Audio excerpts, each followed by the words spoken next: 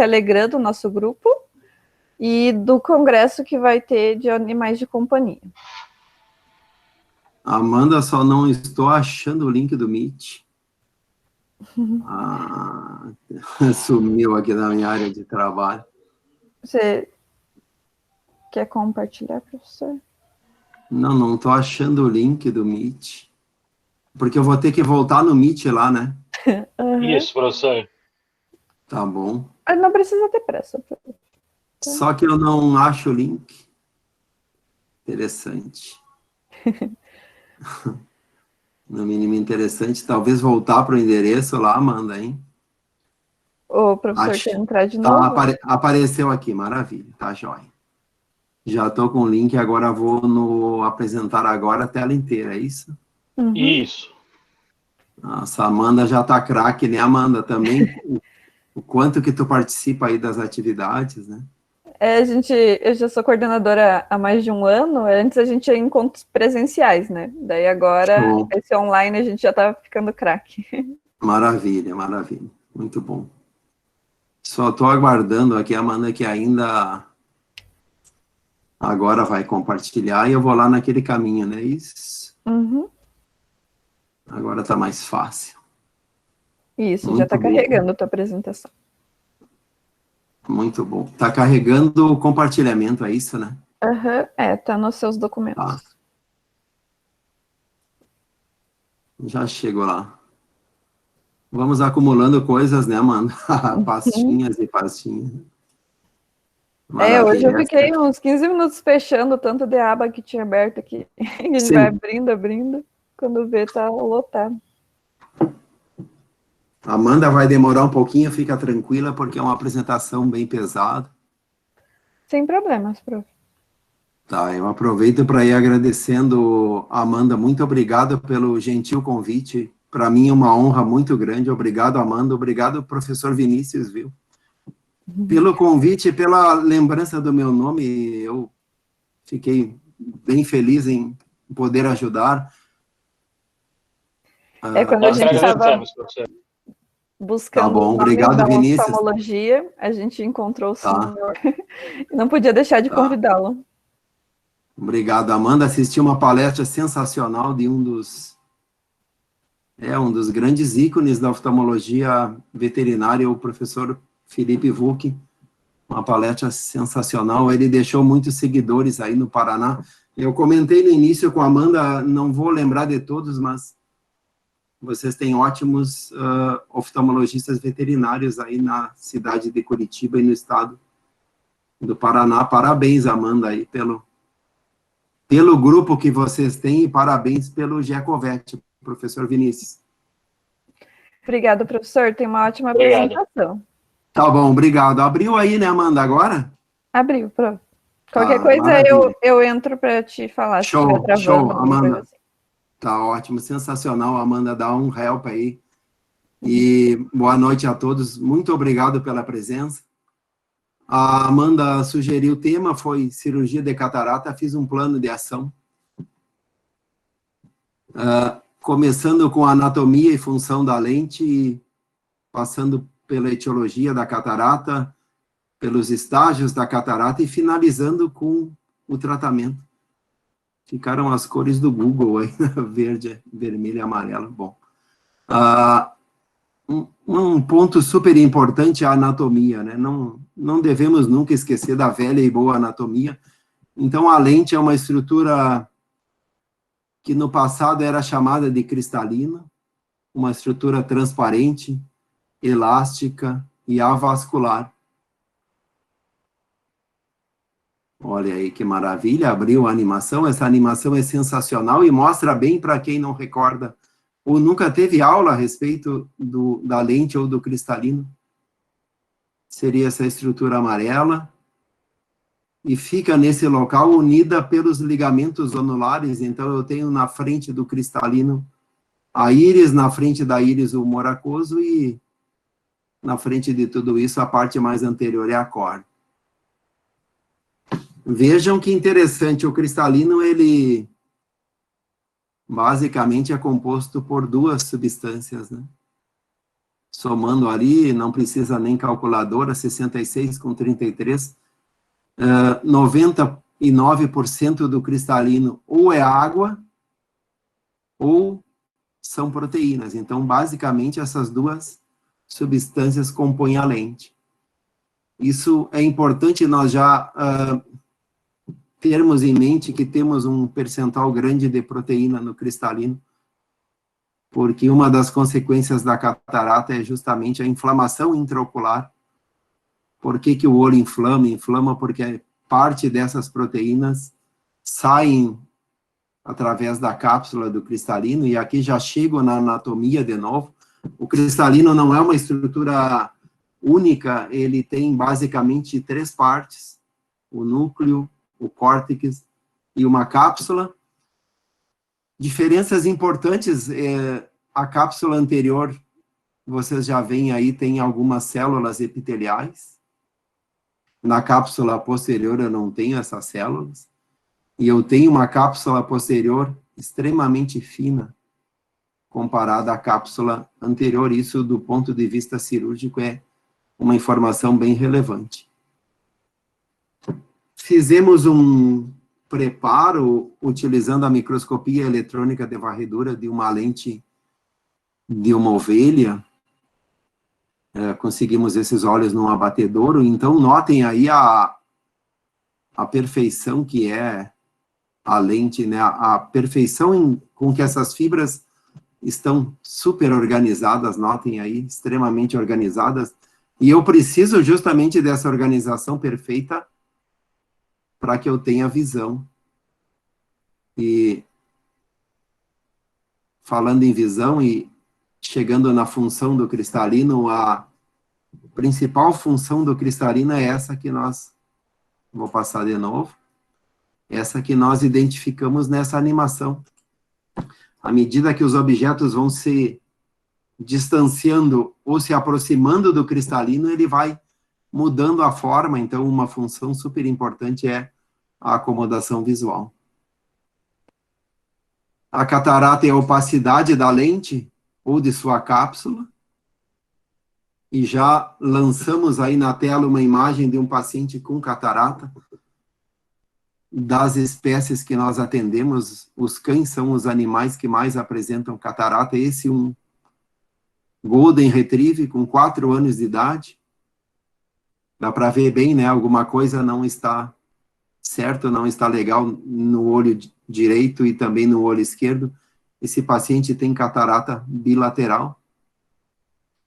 E a catarata é uma das principais causas de perda da visão, tanto em humanos quanto em animais. E eu acho que se nós formos pensar em cães, é a principal causa de perda de visão, e é a principal causa também de perda de visão tratável. Isso é importante, porque vamos falar mais para frente do tratamento. A única forma de tratar a catarata é o tratamento cirúrgico.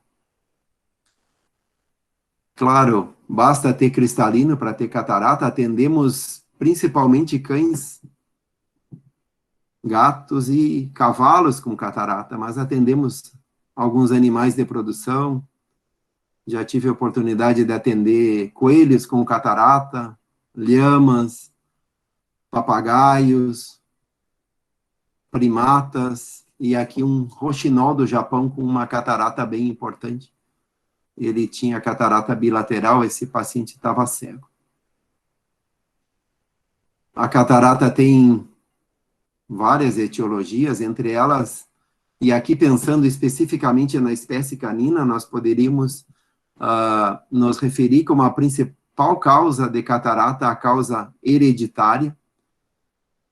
Toda vez que nós estamos diante de um equino ou de um gato, nós pensamos, além da catarata, da inflamação intraocular. Então, todas as causas bem importantes. Muitos cães desenvolvem catarata em virtude do diabetes. Essa é uma publicação, pessoal, interessantíssima.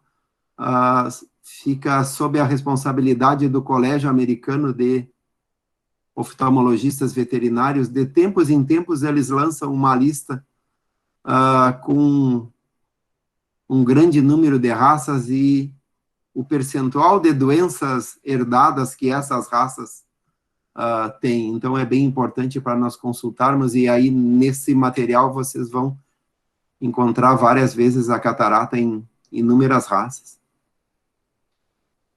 E já antecipando aí, essa é a campeã de audiência, né? Em se tratando de cães. A raça Poodle é a que nós mais atendemos e operamos. Esse Poodle tem catarata bem evidente, né, no olho direito. Claro, atendemos várias raças de animais, a diversidade de raças é grande, né, principalmente de cães. Já tivemos oportunidade de operar cães com menos de meio quilo, como os chihuahuas, e até mais de 100 quilos, como São Bernardos.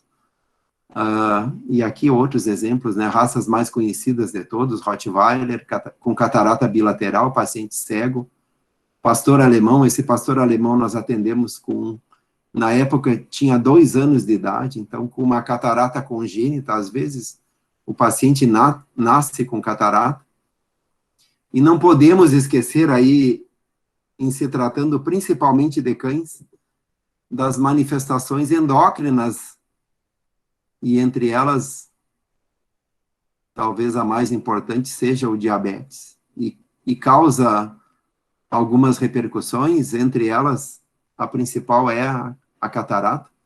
Aqui, bem resumido, o que acontece seria uma ampliação do que acontece dentro da lente, né?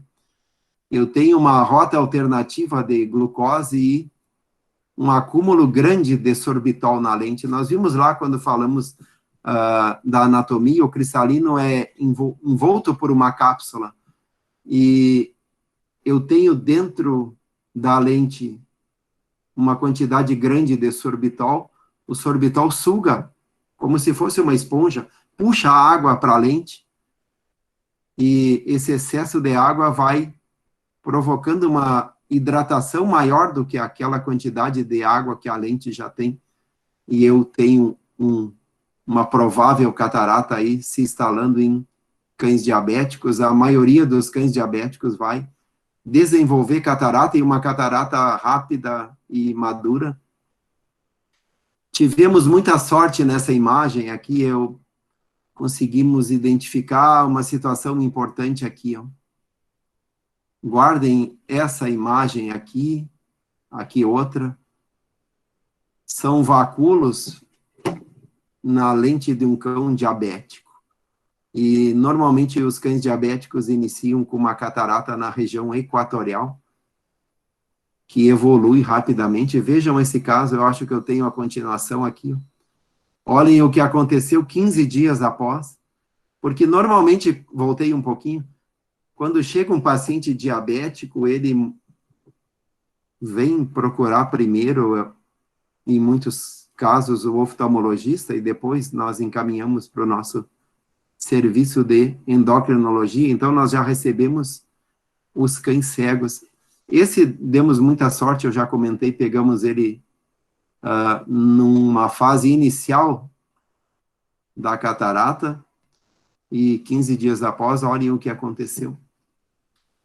Branqueou a lente ficou esbranquiçada, e, claro, junto com esse esbranquiçamento da lente, nós já temos repercussões aqui de uma catarata diabética. Vou ver se eu acho a seta aqui. Eu estou aqui com ela. Olhem aqui, uma hiperemia conjuntival. Isso não é normal.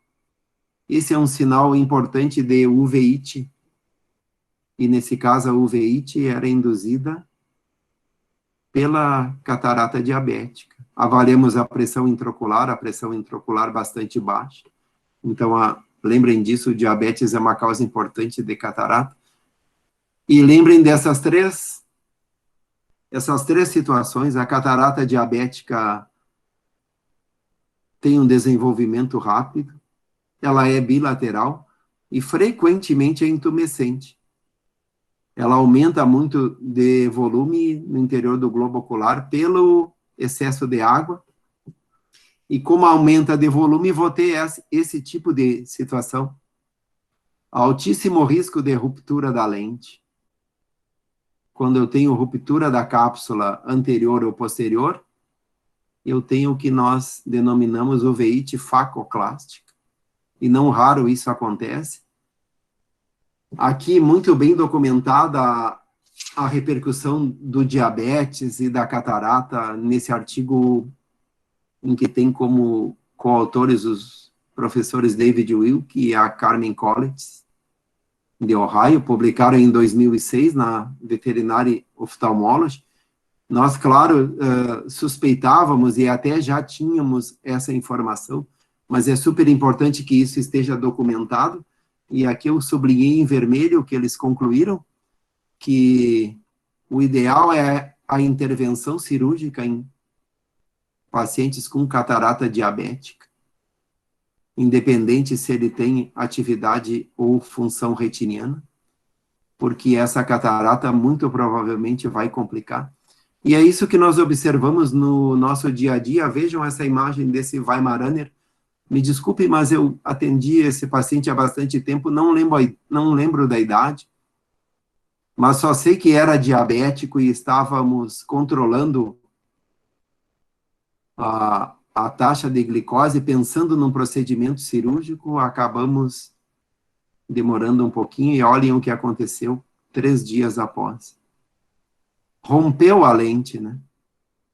Explodiu a lente do olho, dentro do olho, por ruptura da cápsula. Aí, obviamente, eu tenho lesões irreversíveis, teve uma ruptura da córnea, e aqui não nos restou outra alternativa, senão a enucleação. Então, fiquem bem atentos em relação a pacientes com catarata diabética, principalmente cães. A catarata apresenta uma série de classificações, eu acho que todas são importantes. Eu trouxe essa aí para nós trocarmos uma ideia e depois discutirmos, que é relacionada aos estágios de maturação da lente. Não que nós iremos encontrar e acompanhar todos esses estágios.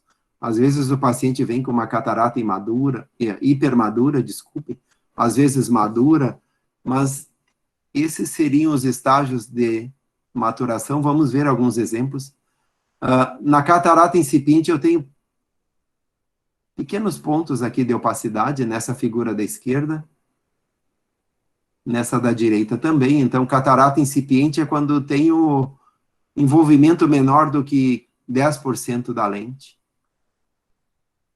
Quando eu tenho opacidade entre 10 e 99, eu classifico, anoto lá, coloco na ficha oftálmica que o paciente tem catarata imatura. Olhem esses 2 exemplos, bem claro isso, bem evidente.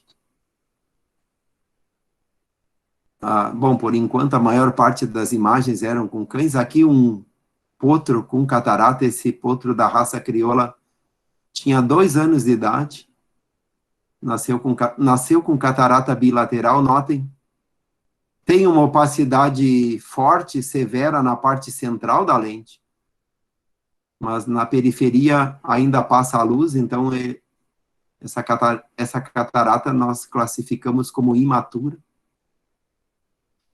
Quando a luz não passa e não chega no fundo do olho, eu tenho catarata madura, aqui 2 exemplos, em cães. Claro, o ideal seria dilatar melhor a pupila desse paciente aqui, que eu estou com a seta, mas ele tinha catarata madura. Aqui um papagaio com catarata madura. Ela vai avançando, em algum momento, se ela não for tratada, ela passa para o estágio chamado hipermadura. Notem uma característica bem importante, é o enrugamento da cápsula. Com a lâmpada de fenda, ou até mesmo a olho nu, dá para ver aqui, ó. Eu tenho a cápsula enrugada, ela perde muito conteúdo, fica como uma ameixa em passas, que perde muito líquido. Olhem esse exemplo aqui, ilustra bem, né? Esse paciente, nós fizemos a remoção intracapsular da catarata, dá para ver que ela está toda ela irregular, perdeu muito conteúdo e a cápsula está enrugada. E ela pode ir avançando. Não é muito comum nós encontrarmos em cães e gatos catarata morganiana, mas às vezes nos deparamos com isso. Na catarata morganiana é quando o núcleo cai, né? Sendo redundante, cai para baixo, né? É isso que nós temos aqui, ó. Vocês vão ver um vídeo, jamais vão esquecer isso. Aqui eu tenho o núcleo deslocado para a parte inferior do saco capsular. Vamos para o vídeo que vocês acompanham melhor. Paciente felino, 14 anos de idade, um gato persa. Na época, tomamos a decisão de operar esse paciente. Paciente olho único, já tinha sido submetido à enucleação de um dos olhos. Mais para frente vamos falar da cirurgia. Coramos a cápsula anterior. Iniciamos a abertura dela com um cistítomo e observem o que aconteceu. Bom, vocês já viram aí juntamente comigo. Saiu muito material liquefeito da lente. Então, resolvemos dar uma parada na capsulotomia e aspirar todo o material. Olhem que maravilha esse vídeo. Super didático no sentido de esclarecer bem o que é uma catarata morganiana. Aproveito aí para quem é apaixonado por oftalmologia. Esse gato tinha também alguns cistos de íris. Olhem aqui, ó. Bem evidente, né? E aqui é a imagem antes da cirurgia. Então, é importante ter bem em mente o que nos espera no procedimento cirúrgico, né? Entender bem como as coisas acontecem. Bom, chegamos numa parte super importante. Catarata ou esclerose, é importante diferenciar bem isso. Esclerose é quando nós temos a compressão progressiva de fibras da lente. A catarata seria patológica e a esclerose fisiológica. Às vezes confundimos. Para isso é importante um exame oftálmico para diferenciar. Não precisa equipamento especializado para diferenciar a catarata de esclerose. Posso usar uma fonte de luz. Se quiser investir num transiluminador, investe. Se não, usa uma lanterna como essa, que o custo é bem mais baixo. E aqui eu tenho duas imagens de pacientes com esclerose, um cão com 8 anos, e aqui um outro com 12. Notem aqui, eu tenho uma área mais densa e mais opaca, não em toda a lente, mas no centro. Aqui eu coloquei esclerose da lente, há quem chame, e até ache mais correto chamar de esclerose nuclear, porque normalmente o núcleo está envolvido. Mas eu tenho passagem de luz e com um pouco de treinamento eu consigo diferenciar, porque às vezes nós nos confundimos com catarata imatura. Mas é super importante diferenciar. Muitos responsáveis pelos pacientes trazem os cães para operar com essas situações. Olha, doutor, o olho está branco, é catarata. Olho branco, normalmente o responsável referencia como catarata e tem em mente isso, né? Porque já acompanhou algum familiar com catarata, ou hoje mesmo as informações estão muito rápidas, então vai para a internet, põe olho branco e traz o paciente com esclerose. Se for esclerose, dá um stop, não leva para o bloco cirúrgico. A esclerose não deve ser tratada cirurgicamente. É um envelhecimento fisiológico da lente.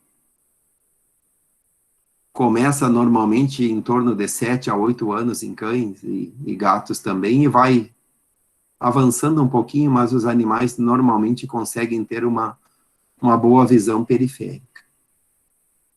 Consequências da catarata, a lista é grande, né? Trouxe essa imagem aí, achei bem interessante que eu encontrei na internet, coloquei aí a fonte. Então, a lente com catarata a consequência principal é essa, né? Se eu colocar uma fonte de luz aqui, não vai chegar nessa parte de trás do olho, né? Não tem como. Então, a luz não chega na retina. Se a catarata está madura, o paciente está cego. Então, a primeira consequência é a perda da visão. Claro, e além disso, vem o efeito dominó da catarata, né? Dentro do globo ocular. Coloquei aí algumas consequências possíveis. existem outras, mas essas já servem de alerta para a importância que a catarata tem. Segunda consequência importante, além da perda da visão, a inflamação intraocular. À medida que a catarata vai avançando, vai passando de incipiente para imatura, madura, hipermadura, mais séria é a inflamação intraocular. Lentes com catarata são mais propensas a saírem do lugar. Encontramos muitas lentes com cataratas subluxadas ou luxadas. E outras duas consequências bem sérias, o possível desenvolvimento de glaucoma e também descolamento de retina. E isso está muito, muito documentado já há muito tempo. Trouxe 2 estudos mais recentes, esse da Revista Canadense de Veterinária, publicado em 2011, justamente comparando a situação de eu optar por operar o paciente ou manter o paciente com catarata usando colírios. O que os autores concluíram? Que o índice de complicações é menor no cão ou nos cães submetidos ao procedimento cirúrgico. Isso é importante, porque às vezes o responsável pergunta: puxa, doutor, mas eu não vou conseguir operar, enfim, mais para frente vamos falar da seleção do paciente, mas como é que eu devo proceder, então? Olhos de animais não operados devem ser monitorados muito de perto, para que nós não tenhamos no futuro uma necessidade de remoção do globo ocular. Olhem outro artigo que interessante, da Revista de Oftalmologia Veterinária, esse saiu antes da pandemia, né, 2019, comparando justamente isso também. Tem a presença aí da professora Gillian, de Madison, de Wisconsin, colocando isso também, que pacientes ou olhos de pacientes não operados são candidatos fortes para terem uma série de complicações. É importante nós termos essa referência, até para orientar, às vezes, os nossos responsáveis pelos pacientes.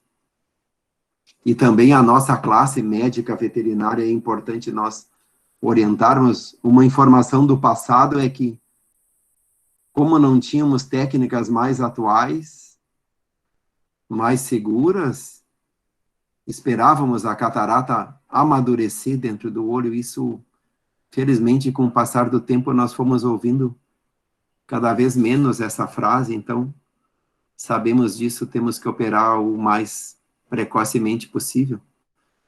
E aqui já antecipo, a única forma de tratamento é a remoção cirúrgica da lente opaca.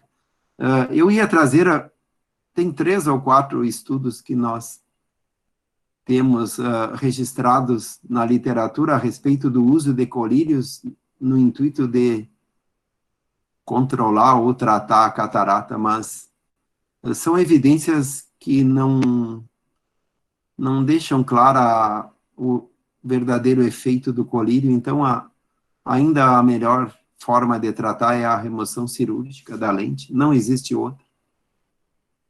Tomem cuidado, porque às vezes nós temos muita especulação na internet a respeito do uso de colírios milagrosos, e isso, na verdade, não procede. A única forma é removendo a lente doente.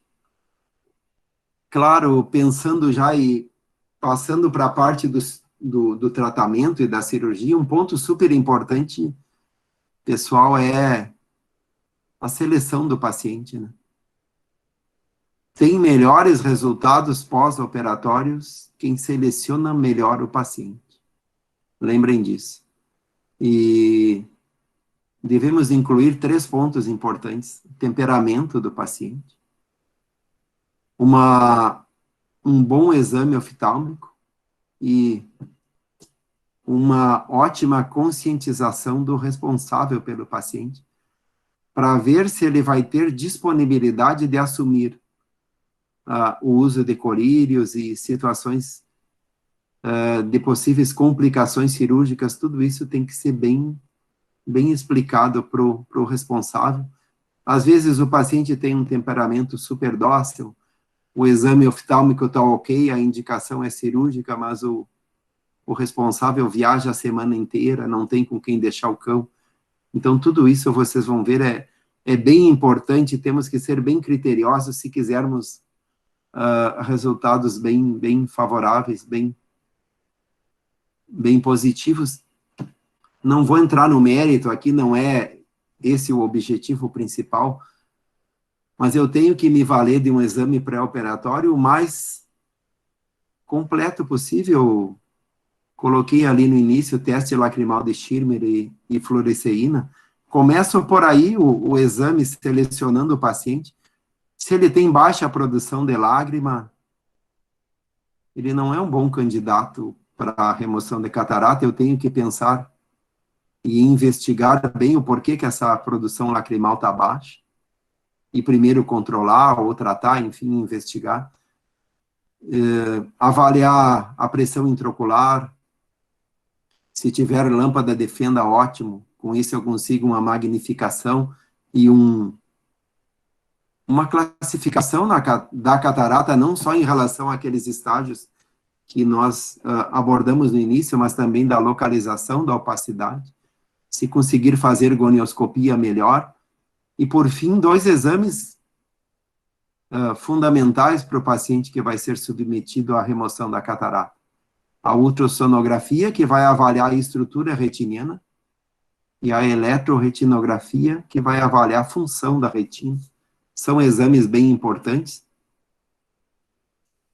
Se quiserem fazer outros, claro, quanto mais, melhor, né? Nós não fizemos como uma rotina a microscopia especular, mas fizemos em alguns pacientes. É um exame possível de ser feito em animais. Nós temos esse microscópio especular de contato, então eu vou precisar o contato do objetiva com a córnea do paciente. Isso nem sempre é fácil de ser conseguido. Nós normalmente aproveitamos o mesmo procedimento de sedação para a eletroretinografia. Então, faz a eletroretinografia e depois faz a microscopia especular. E a microscopia especular é um exame que, com essa representação aqui, nos indica o que eu tenho um turista dentro do olho, né? Batendo fotos. E é justamente isso que o microscópio especular faz. Ele fotografa o endotélio da córnea. Aqui, para quem nunca viu exames desse tipo, eu tenho a passagem da luz, a luz chega lá no fundo do olho ou na lente, no caso da catarata, eu tenho o reflexo, e nesse reflexo eu tenho as células endoteliais. Vamos ver um exemplo aqui. Isso, justamente do poodle, né? Poodle é o campeão de audiência para catarata. Um cão poodle, fêmea, 8 anos de idade, tem as células endoteliais, então fotografamos elas e fizemos a análise das células. Isso é importante. Aqui, se vocês estão prestando atenção, não é um paciente canino, é um pinguim de Magalhães. Não é todo dia que fizemos microscopia especular em pinguim de Magalhães, mas temos aqui na nossa universidade um centro de reabilitação de animais marinhos no litoral, e atendemos alguns leões marinhos, lobos marinhos, pinguins de Magalhães. Esse pinguim foi anestesiado, nós fizemos uma contagem endotelial. É um exame importante,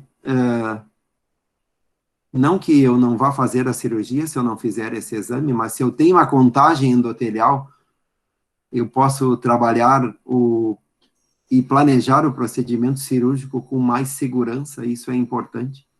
Às vezes temos cataratas muito, muito duras, e pacientes com baixa contagem endotelial, aí removemos a catarata e temos um edema de córnea pela perda endotelial. Isso é importante considerar. Eu acho que é um exame que, com o passar do tempo, vai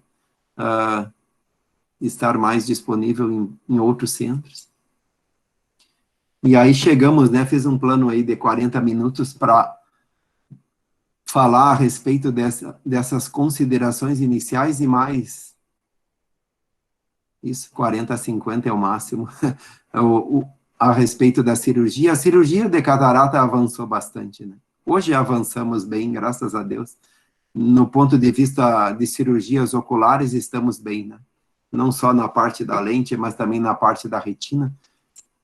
E tínhamos, basicamente, o procedimento manual porque usa instrumentais cirúrgicos e não usa um aparelho específico.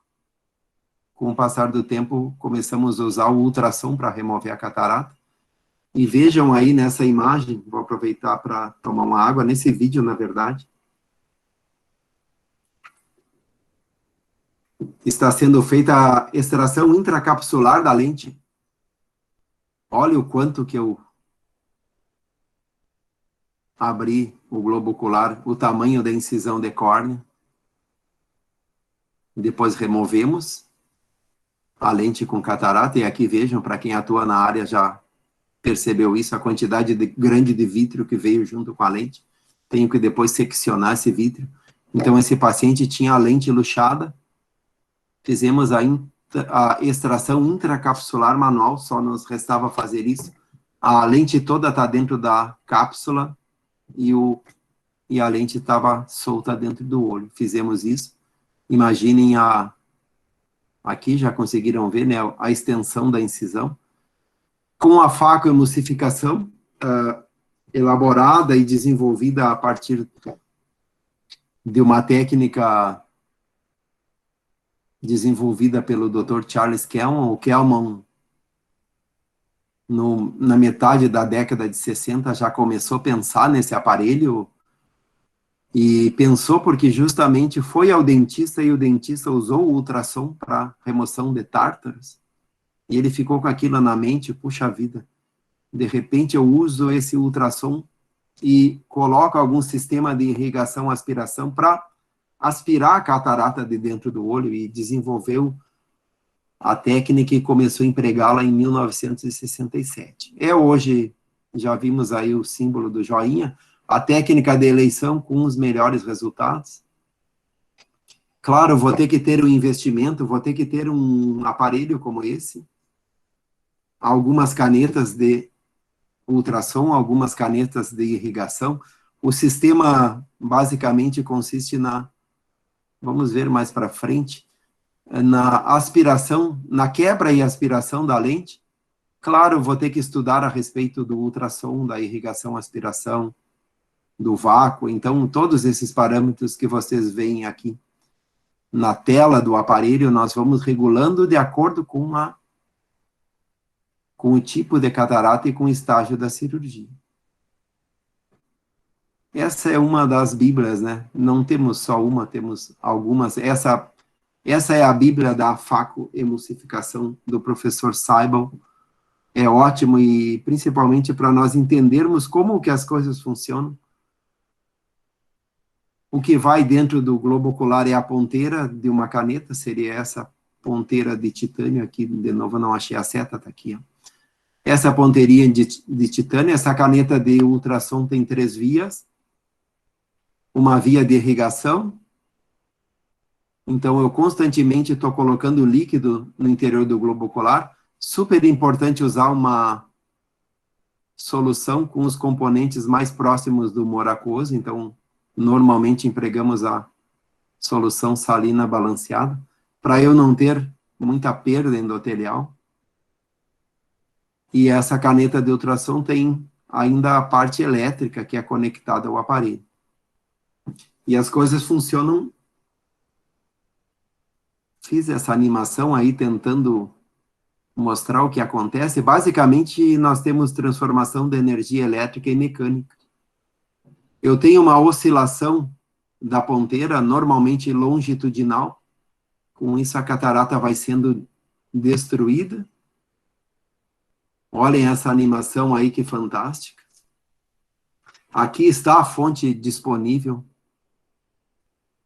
dessa animação e de outras que nós vamos ver. Então, a facoemulsificação funciona como uma britadeira. Basicamente isso.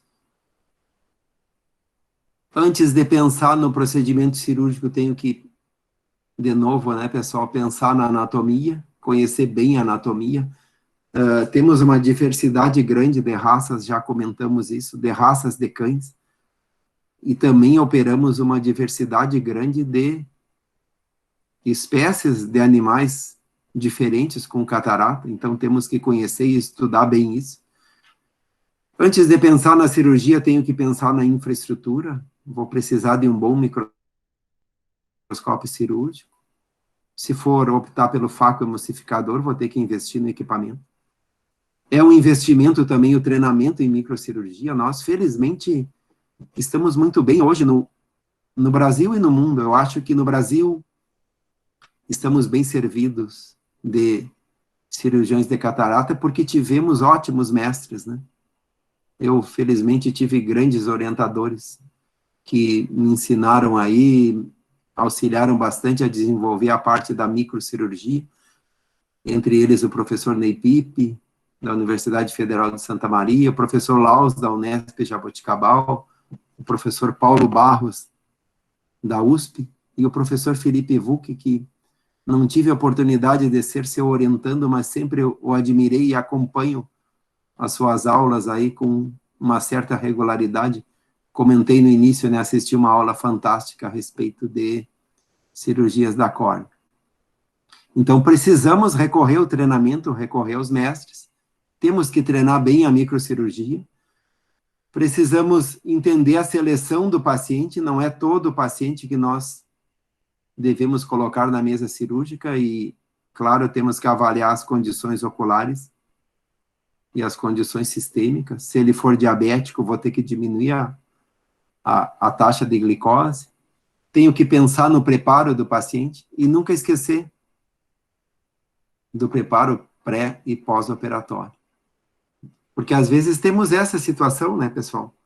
Operamos cães, operamos gatos e de repente vem um coelho com catarata bilateral. Então temos que entender como é a lente do coelho, o que acontece no pós-operatório. De repente, na outra semana, vem uma ave com catarata, esse papagaio tinha catarata bilateral. E às vezes vem uma lhama. Atendemos uma lhama um tempo atrás com catarata bilateral, notem aqui, ó, catarata extremamente dura. Do ponto de vista de investimento, esse é um exemplo de microscópio cirúrgico. Se for investir, investe num bom microscópio cirúrgico e, se possível, num sistema de vídeo para filmar e documentar. Isso não só para difusão do conhecimento, mas nos dá mais segurança, né? Se nós temos o procedimento documentado, registrado, entramos no centro cirúrgico, não sabemos como é que vamos sair do ponto de vista de complicações, né? Fizemos todo um plano e isso é como entrar num avião, né? Torcer para que dê tudo certo, mas às vezes as coisas não vão bem. Quem opera sabe que, por maior que seja o treinamento, as complicações continuam acontecendo.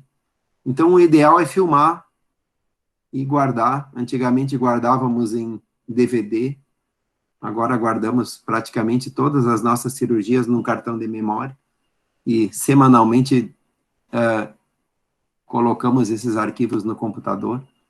É importante dar uma transparência maior para o tutor. Às vezes o tutor quer entender por que as coisas não foram tão bem e por que eu tive complicações.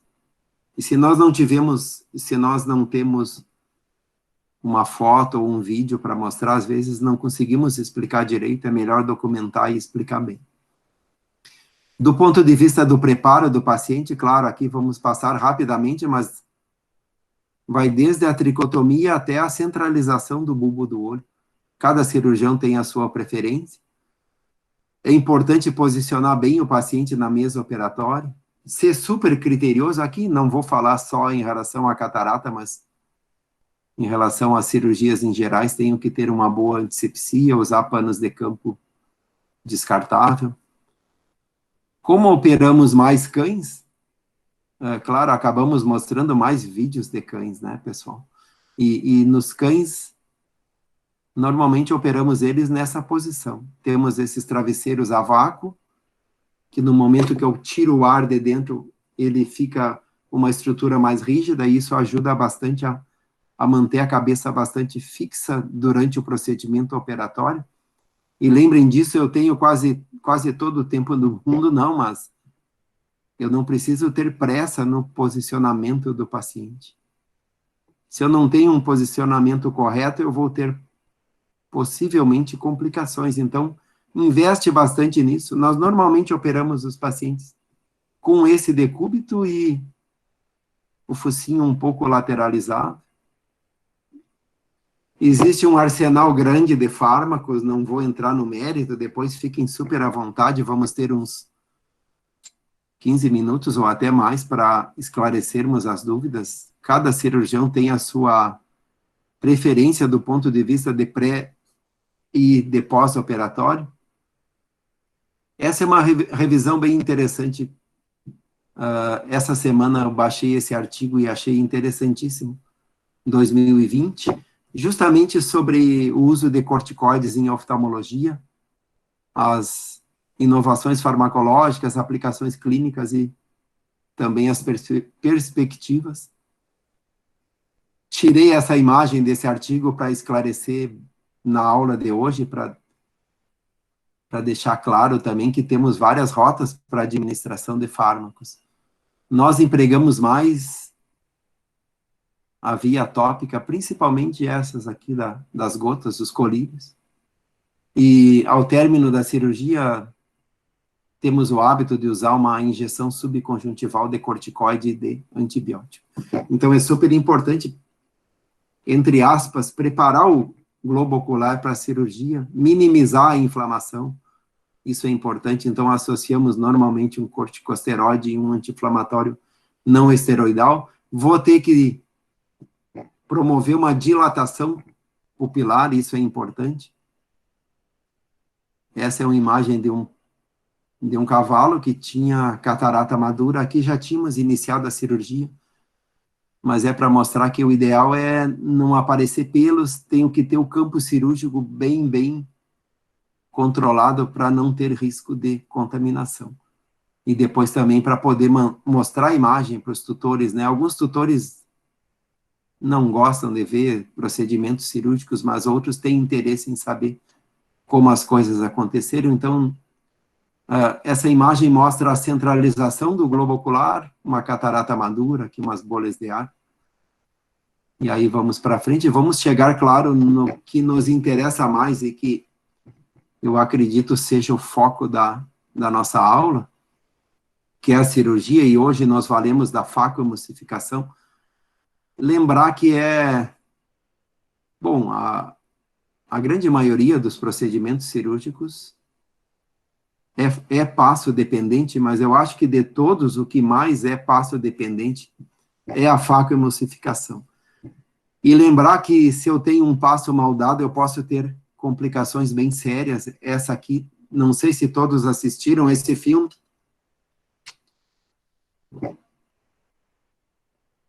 Aí estou passando o trailer, essa é uma história real que aconteceu nos Estados Unidos há bastante tempo, no estado de Utah. A pessoa foi caminhar, acabou tropeçando e ficou presa, e o final do filme vocês podem olhar depois, mas enfim, o nome é 127 horas. Acabou optando pela amputação do braço para conseguir se salvar. Então, por isso que é super importante, antes de pensar na cirurgia em si, eu ter uma ideia dos principais passos da facoemulsificação. Coloquei eles aí, dividi em 6 e vamos ver alguns vídeos a respeito de cada um desses passos. Depois nós discutimos. Aqui realizando as incisões de córnea. 2 incisões, uma com um bisturi de 15 graus, essa segunda com um bisturi de 3,2 graus. 3,2, desculpem, de largura. Basicamente para esse tipo de situação. Numa incisão vai a probe, vai a ponteira de titânio, que vocês viram lá no início, está acoplada à caneta do facoemulsificador. E na outra incisão menor vai um instrumental chamado chopper. Essa é a ideia. Temos vários modelos de choppers vai depender do momento do procedimento cirúrgico, ou do tipo de técnica que nós usamos. Faço as incisões, depois começo a me preocupar nesse passo super importante, que é a capsulotomia, que nada mais é do que a remoção de parte da cápsula. Então, eu tenho que tirar uma parte da cápsula anterior. O mundo perfeito é cápsula central, curvilínea e contínua. Então, eu tiro aqui uma parte central da cápsula anterior. É a porta de acesso à lente opacificada. Vamos ver aqui. Bom, aqui, antes, mais para frente, mostro uma animação. Mas podemos fazer a capsulotomia sem usar corantes. Mas de um tempo para cá surgiram os corantes capsulares. Inicialmente usamos o azul de tripã, que facilitou bastante o procedimento. Depois usamos um tempo a indocianina verde, mas um corante extremamente caro, mais empregado para o segmento posterior do globo ocular. Hoje empregamos mais o azul brilhante. Vamos ver o que vai aparecer. Bom, aqui em relação ao emprego do corante, eu quero tingir a cápsula para torná-la visível. Então, eu coloco uma bolha de ar grande, é isso que foi feito no vídeo. Nossa, aqui está tingindo mais do que precisa. Não precisa tanto corante, colocamos aí quase meio ml, 0,2 é suficiente, dependendo da espécie que nós vamos trabalhar. Depois eu injeto o viscoelástico. O viscoelástico com uma função importante de remover essa bolha gigante. Vejam, a bolha está indo embora. E também para proteger as estruturas intraoculares. É fundamental, imprescindível empregar o viscoelástico para proteção. Vamos para frente. E depois vou pensar em como eu vou fazer a capsulotomia. Existem alguns instrumentais cirúrgicos para a confecção da capsulotomia. Vai depender, claro, da preferência de cada cirurgião. Nós iniciamos sempre com cistítimo. Gostamos bastante de fazer o cistítimo a partir de uma agulha de insulina. Às vezes usamos a pinça de Utrata. Eu vou mostrar alguns vídeos mostrando as duas situações. Às vezes a cápsula não está tão maleável e não é tão fácil fazer a capsulotomia com o cistítimo e nem com a pinça de Utrata. Eu uso a tesoura para cortar a cápsula. O ideal é eu ter todas as opções. Vocês sabem melhor do que eu, quem tem um não tem nenhum, né? Então, o ideal é ter o plano A, plano B e plano C. Gostamos do cistítimo porque às vezes nos deparamos com espécies que têm um globo ocular muito, muito pequeno e é difícil fazer a capsulotomia com uma pinça de Utrata. Esse bugio nós operamos o ano passado, agora o residente do nosso hospital entrou em contato que ele está num centro de reabilitação, vão trazê-lo para providenciarmos a operação do outro olho. Essas imagens são antes da cirurgia. Ele estava cego com 2 cataratas na época maduras. Aqui o modelo da pinça de Utrata que nós usamos. Esse é um instrumental interessante, caríssimo por sinal, mas ajuda bastante. É uma pinça de controle distal, empregada inicialmente para cirurgias do segmento posterior. Então, nós temos algumas pinças dessas e algumas tesouras. Eu posso colocar essa pinça por uma abertura de 0,8 milímetros. Então, é importante. Uma pena que eu não tenho vídeo dessa cirurgia aqui, mas nós empregamos no olho esse tipo de pinça. Facilita bastante. Essa é uma pinça um pouco maior, vocês vão ver num vídeo. Às vezes é difícil eu fazer uma capsulotomia sem ter trauma das estruturas como íris, corpo ciliar, endotélio da córnea. Então, para quem opera e tem um número grande de pacientes, compensa esse investimento.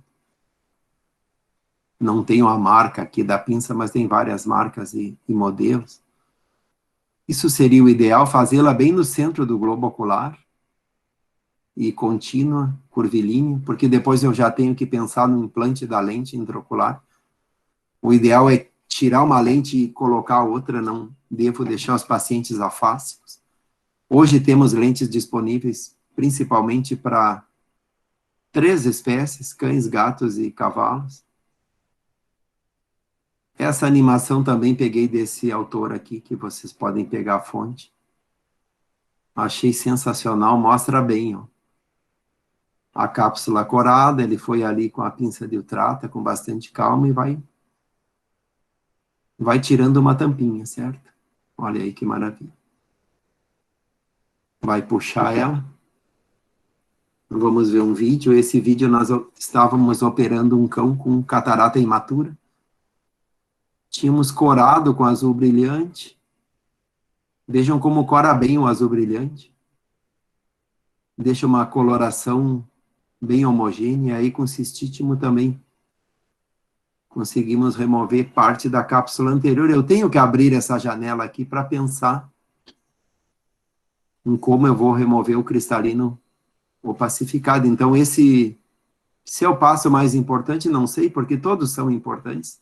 Se eu fizer uma incisão de córnea e traumatizar a íris, eu posso ter hemorragia, então todos os passos são importantes, mas a maior parte dos autores acredita que esse seja o passo mais importante da facoemulsificação.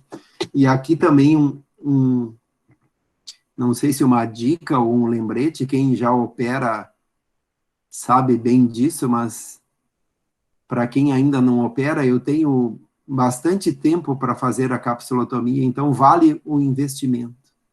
Fazê-la com bastante calma, porque se a capsulotomia não fica boa, eu vou provavelmente ter dificuldades adicionais. Nem sempre fizemos com o cistítomo, esse cão tinha uma catarata liquefeita, abrimos uma janelinha aqui, ó, com o cistítomo e aspiramos toda a catarata. Notem que eu não tenho mais catarata no interior do saco capsular. Como que eu vou fazer com cistítomo se eu não tenho como fazer uma contrapressão? Então é importante também a pinça de ultrata, vou removendo com a pinça aí. Notem como às vezes temos dificuldades de enxergar a cápsula. Ou beliscando ali não pego nada, né? E aí vamos removendo com a pinça de ultrata. Eu acho que nesse momento já deveríamos ter colocado mais viscoelástico. Notem, o olho está um pouco murcho, mas estávamos conseguindo fazer. Íamos bem. E aí tomamos a decisão de pôr mais viscoelástico e concluir a capsulotomia. Vamos para frente. Outro passo super importante, hidrodissecção, que nada mais é do que a dissecção com água. Então, está sendo injetado líquido embaixo da borda capsular, 1, 2, 3 pontos. E eu preciso fazer isso aqui que os autores colocaram. Rotar o núcleo. Eu não posso pensar em remoção da catarata se eu não tenho o núcleo totalmente solto no saco capsular. E aqui nós estamos fazendo nesse paciente, era um Lhasa apso com catarata imatura. Olhem o tamanho da lente desse paciente, uma lente gigante. Então soltei, tem o núcleo solto no saco capsular. Daí eu penso em usar a caneta de facoemulsificação. Aproveito para dar um passo para trás. Dizem que... Opa, só vou parar. Dizem que quem dá um passo para trás, depois dá 2 para frente, né? Lembrem que até essa etapa aqui da hidrodissecção são os mesmos passos que eu usaria para uma técnica extracapsular manual, que no passado aprendemos bem, infelizmente, com os nossos professores. Até aqui, eu não preciso do facoemulsificador. Eu poderia ampliar a incisão e remover essa catarata por inteiro. Como temos a máquina ao nosso favor, já vimos que só temos vantagens com a facoemulsificação, vamos lá ver como ela é feita. Então, é feita dessa forma. É aquele mesmo paciente, aliás, apso. Vamos pisando no pedal, o aparelho é conectado a um pedal, piso no pedal e vou aspirando, como se eu fosse usar um aspirador de pó. Só que, obviamente, não só aspira, como também irriga. Então, nos orifícios laterais dessa luva de silicone, eu tenho líquido irrigando, e notem que a ideia do professor Kelman foi fantástica, né? Eu trabalho com o globo ocular super estável. Posso ter algum colabamento da câmera anterior, mas se eu trabalho com calma, não posso pisar muito no pedal, vou controlando, tenho que ter bastante paciência para fazer o procedimento sem riscos grandes de complicações. Lembram que eu falei um tempo atrás do livro do professor Seibel? Esse é um shopper que nós gostamos bastante, Shopper de Seibel. Ele desenvolveu esse shopper, ele tem a ponta arredondada.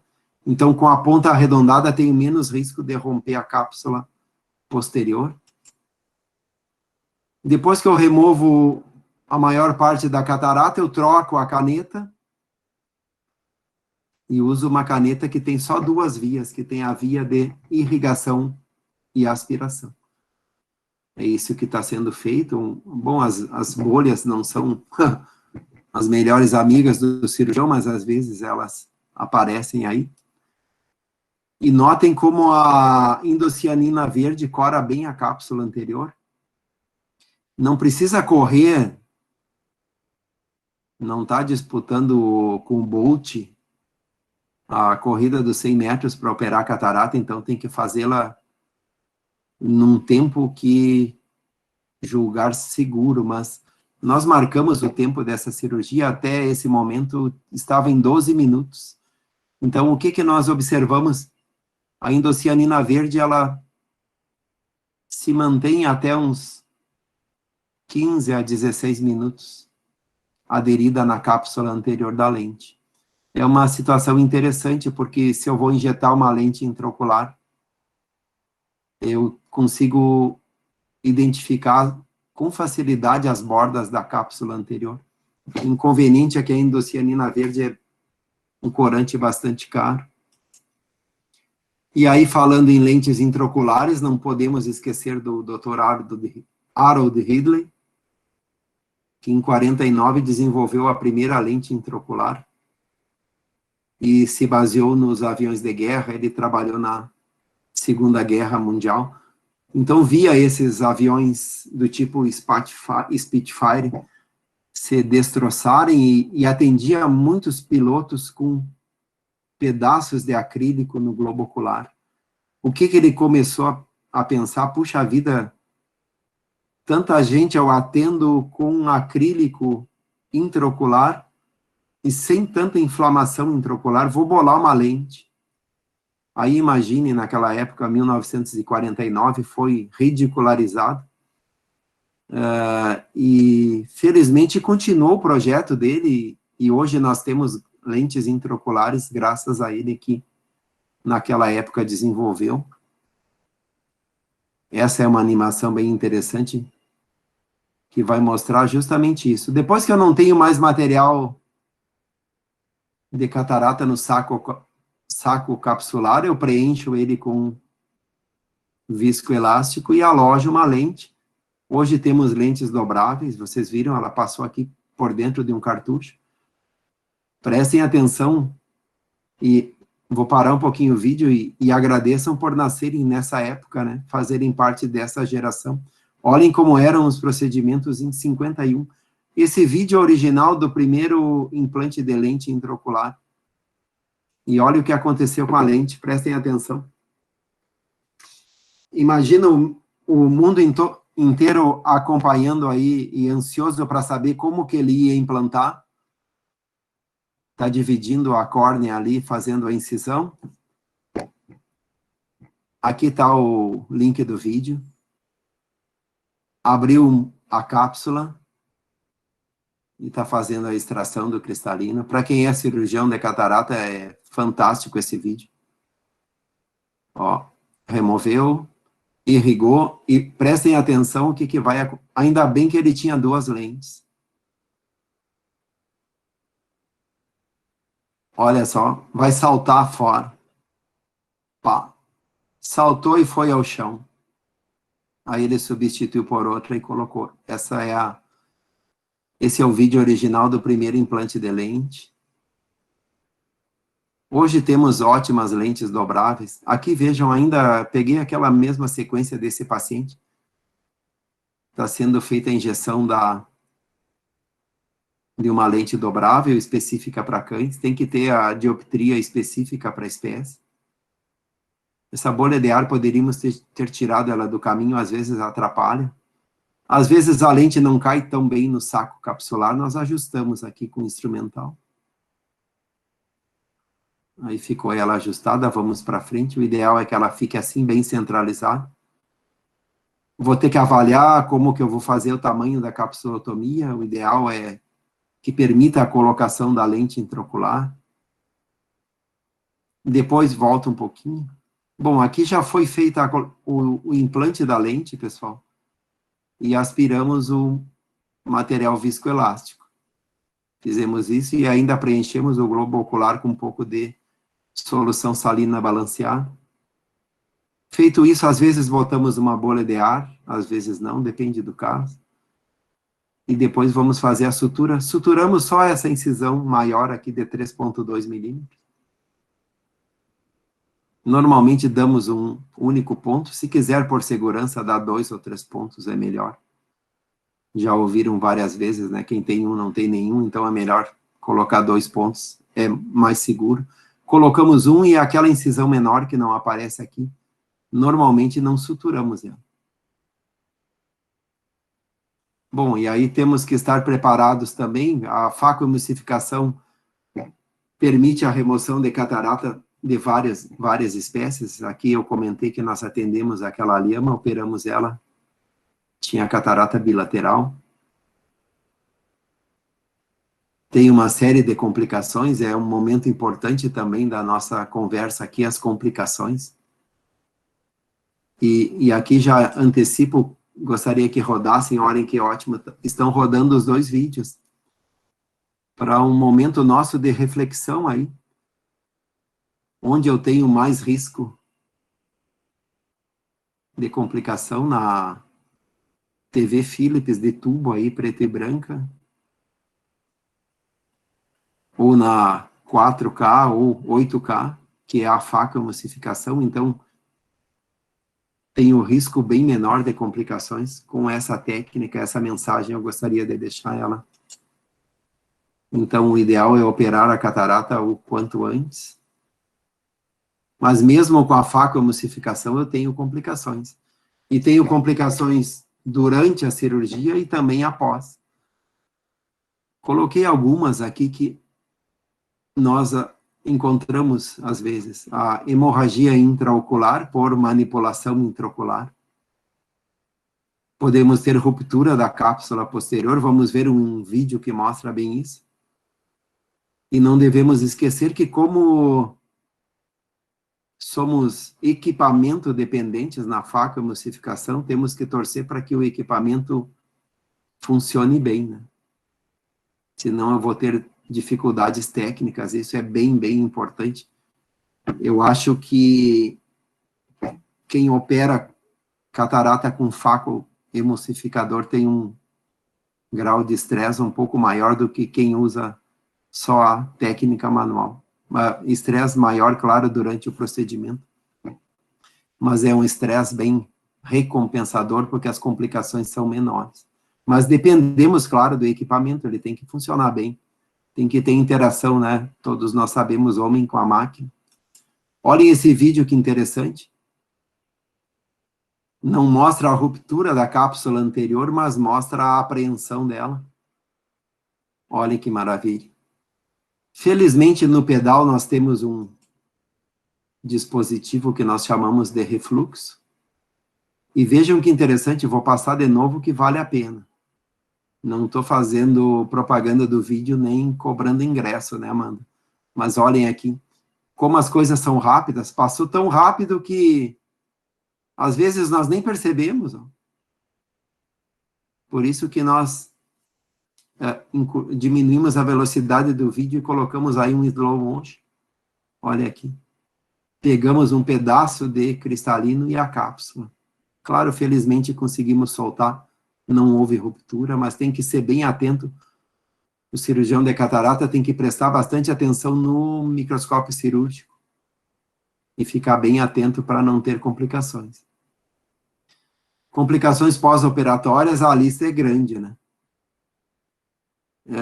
Das complicações possíveis, coloquei aqui algumas que nós encontramos mais, uma delas é a uveíte, porque se eu tenho presença de proteína da lente dentro do globo ocular, claro, o organismo vai reconhecer como estranha a proteína e vai inflamar. Posso ter hipertensão intraocular, felizmente, na maior parte dos casos é transitório.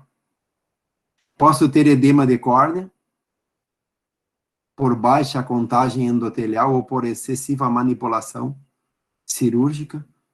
Posso ter sinéquia posterior, seria a aderência da íris na cápsula do cristalino.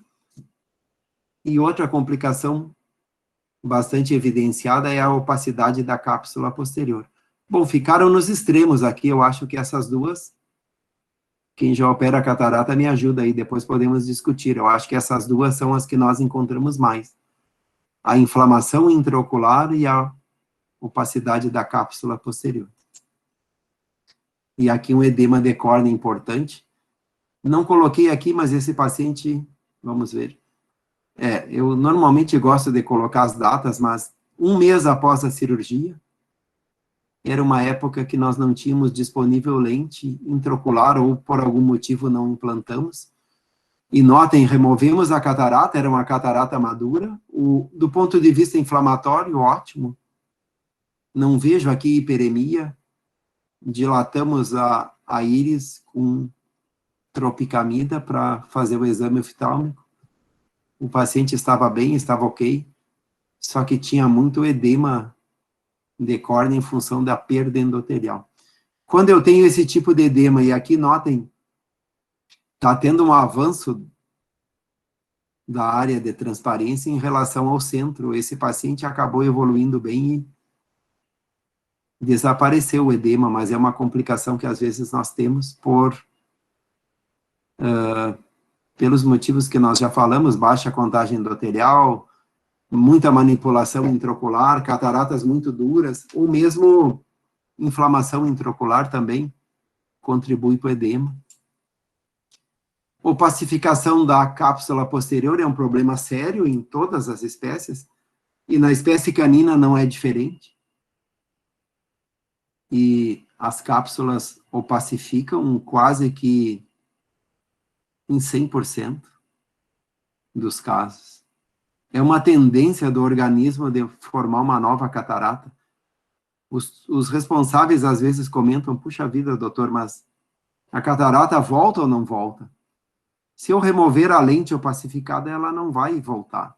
O que volta, e os tutores imaginam como uma catarata, seria essa opacificação do saco capsular. Eu tenho uma migração de células epiteliais aqui. Vocês lembram lá da anatomia, quem estava na sala desde o início? Eu tenho células epiteliais migrando em direção ao saco capsular posterior. Como que eu evito isso? Usando uma boa lente intraocular, uma lente que tenha preferencialmente os bordos quadrados.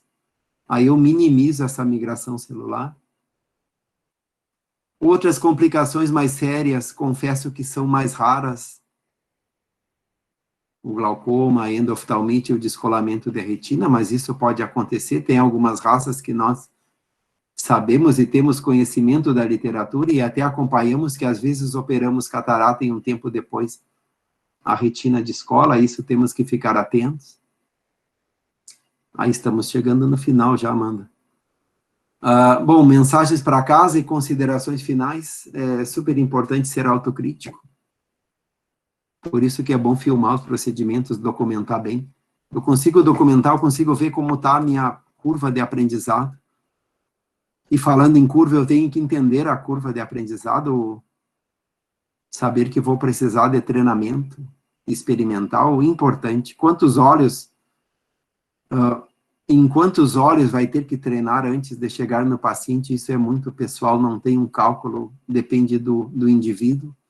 É super importante conhecer a técnica manual, porque os equipamentos falham, né? Quem aqui que está na sala não foi usar uma impressora e acabou a tinta? Ou ela emperrou? Então, às vezes, ficamos na mão. Então, com os equipamentos, a mesma coisa. Tenho que conhecer a técnica manual. Às vezes, tem cataratas que são muito duras, não é o adequado insistir na facoemulsificação, eu tenho que converter isso e usar a técnica manual. Sempre atualizado, esse é o mundo perfeito. Já vou agradecendo a presença de cada um aí nessa noite de hoje, vocês aí acompanhando esse ciclo fantástico de oftalmologia. Confiança se adquire praticando, muito treinamento prévio. Agradeço também a Amanda aí, estou tentando ter confiança, Amanda, a primeira palestra que eu fiz dessa forma aí, confesso que só me reunia com meu... Sim, ainda bem que eu te avisei agora, né? Senão tu teria cancelado o convite, mas eu preciso ser honesto contigo. Esqueci de falar no início para a Amanda, professor Vinícius, eu fiz algumas aulas, mas ainda não estou bem adequado. Estou treinando, né? Estou nessa fase aqui, ó. Confiança se adquire praticando. Muito treinamento prévio. Obrigado, Amanda, por me propiciar esse treinamento aqui na frente de vocês. Aqui são treinamentos em óleos de suínos. Já está terminando, Amanda. É o melhor modelo experimental para treinamento, ou um dos melhores. Eu guardo ainda esse vídeo, tem bastante tempo, foi minha primeira capsulotomia. Fui orientado do professor Laus em Jaboticabal e ele conseguiu esse curso numa empresa chamada Alcon do Brasil, em São Paulo. Eu fui lá e treinei. Para a primeira até que não ficou tão ruim, depois fui treinando, fui desenvolvendo mais. Então façam isso, não esqueçam de treinar, tem que treinar bastante. Bom, aqui apareceu a Lema de novo, com 7 dias de pós-operatório. Esse papagaio aqui operamos com 30 dias de acompanhamento. A nossa profissão, ela é muito gratificante, né, a medicina veterinária, e quem trabalha com oftalmologia veterinária é normalmente apaixonado pelo que faz. Temos um grupo grande aí, eu sou bem feliz de fazer parte desse grupo, né. Esse paciente aqui, olhem que interessante, esse gato era um gato de 2 anos de idade, tinha catarata imatura bilateral, era de uma aluna nossa na faculdade, já não estava enxergando com esse tipo de situação, fizemos a cirurgia, olhem que interessante, era um paciente cego, depois ela nos mandou, eu até estava viajando, vamos ver se vai para a parte principal aí que eu quero mostrar. Na fase do treinamento, me desculpe, Amanda. Acho que vai avançar mais um. Está travando, né? Está pensando, Amanda, já estamos encerrando aqui. Tudo bem, prof, pode continuar. Não vai para frente, né? Interessante. Travou na hora do vídeo, Amanda, ainda bem que faltam só 2 slides. Esse aqui que eu queria mostrar. Vou abrir o vídeo aqui. Olhem que interessante, ela mandou Vejam que situação fantástica, ela mandou o vídeo aí pelo iPhone do paciente, ela e a família toda muito contente, né? Ele está acompanhando esse brinquedinho e não tem barulho no brinquedo, né? Então, para um paciente que estava cego, está muito bem, né? Aqui o encerramento da brincadeira já ficou entediado aí. E já vai resolver pegar o brinquedo. É isso que ele vai fazer, eu acho que agora. Isso, ótimo. Deu tudo certo, Amanda. Obrigado, Amanda. Obrigado, professor Vinícius. Foi um prazer ter estado com vocês na noite de hoje. Obrigado. Muito obrigado, professor, pela palestra.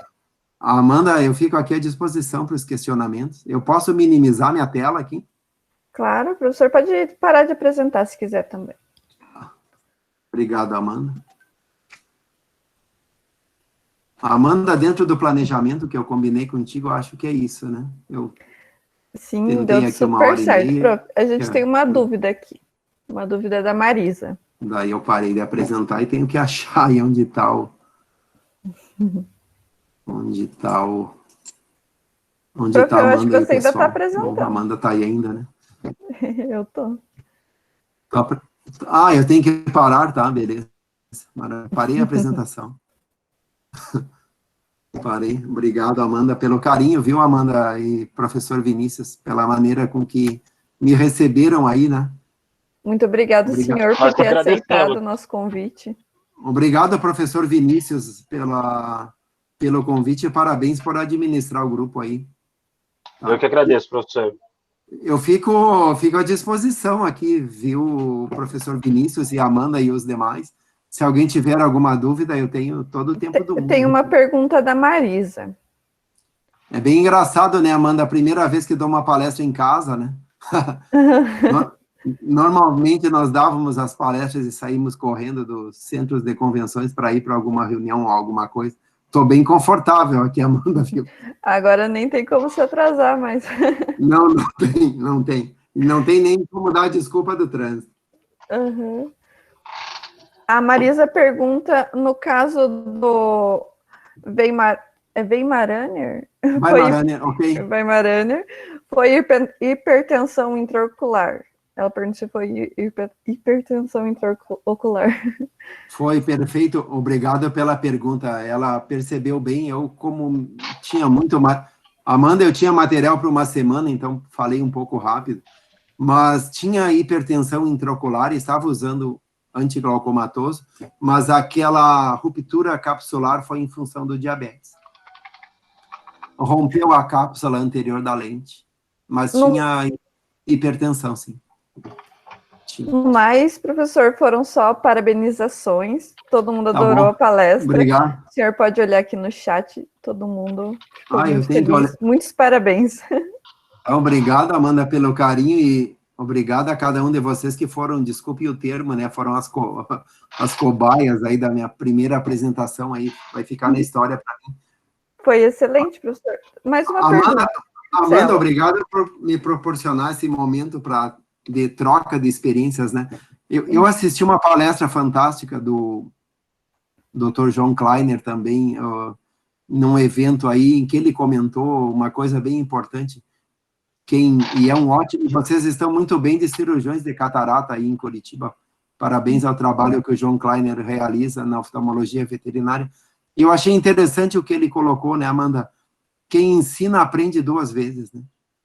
Sim. Então, obrigado por me proporcionar isso, né, Amanda? Eu tive que revisar os vídeos, olhar os livros, baixar os artigos. Professor, a gente tem mais uma pergunta. Ótimo. Da Marcela. Ela pergunta como conservar óleos retirados dos animais que morreram para que se mantenha a integridade dos tecidos. Eu acho que é para treinar, né?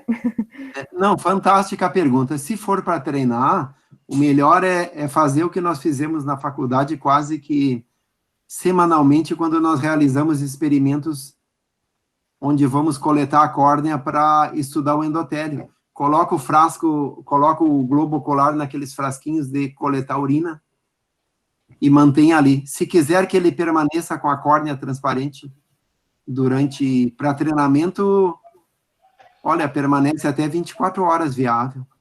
O que não pode é deixar o globo ocular num ambiente ressecado. Senão ele vai deteriorar com facilidade e a córnea vai perder a transparência.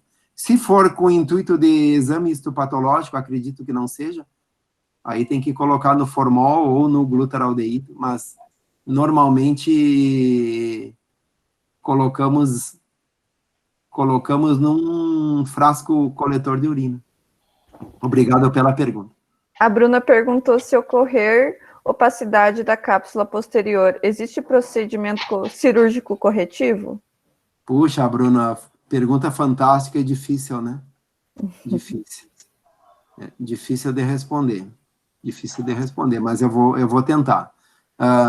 Se fosse um médico oftalmologista humano, talvez eu tivesse mais facilidade de responder, mas foi bem pertinente a questão. Em humanos, quando tem a opacificação da cápsula posterior, normalmente usa no pós-operatório o laser com um laser eu vou fazer alguns furos e vou remover aquela área opacificada. O que acontece, por que da dificuldade de responder a pergunta? Eu não tenho experiência com esse tipo de lasers em animais, né, Amanda? Uhum. Mas sempre fui muito curioso, sempre que viajo, às vezes até para turismo, eu visito alguns centros de oftalmologia veterinária e já vi colegas, e já comentei com alguns colegas que usam esse laser de uso humano em animais, e os resultados não são bons. Quem quiser Então, rever a palestra do professor João Kleiner, está no YouTube, e ele falou sobre cirurgia a laser aplicada na veterinária. olha Foi aí, bem maravilha. legal. Então, o laser esse que usa para diminuir a opacificação da cápsula posterior em humanos, eu posso usar em animais, mas não tem resultado ótimo como eu vou ter, ou como eu teria em humanos, certo? Uhum. A cápsula é um pouco diferente, e a situação é diferente. Obrigado São pela essas pergunta. perguntas, professor. Muito obrigado. Eu que agradeço aí, foi um prazer, Amanda. A palestra foi excelente, professor. Não dá para dizer que foi a sua primeira palestra. Obrigado. Não, estou treinando, né, Amanda? Estou começando aqui, fico muito numa situação, às vezes, desconfortável, porque eu nasci médico veterinário, mas escolhi ser professor e gosto do ensino presencial, porque eu gosto bastante do contato com os alunos, né? Claro, a situação de pandemia impede isso, mas, enfim, tá ótimo. Que bom que gostaram, Amanda. Obrigado. Obrigada, Tchau, boa professor. noite a todos. Tchau, até a próxima. Valeu. Boa noite, Obrigado. até a Boa próxima. noite, professor. Obrigado, professor Vinícius. Um abraço. Tchau, tchau. Um abraço para o senhor. Tchau a todos. Obrigado, pessoal. Tchau, tchau. Boa noite, pessoal. Até a semana que vem. Logo mais a gente postará a palestra da quarta-feira que vem. O próximo ciclo será sobre cirurgia geral. Até mais.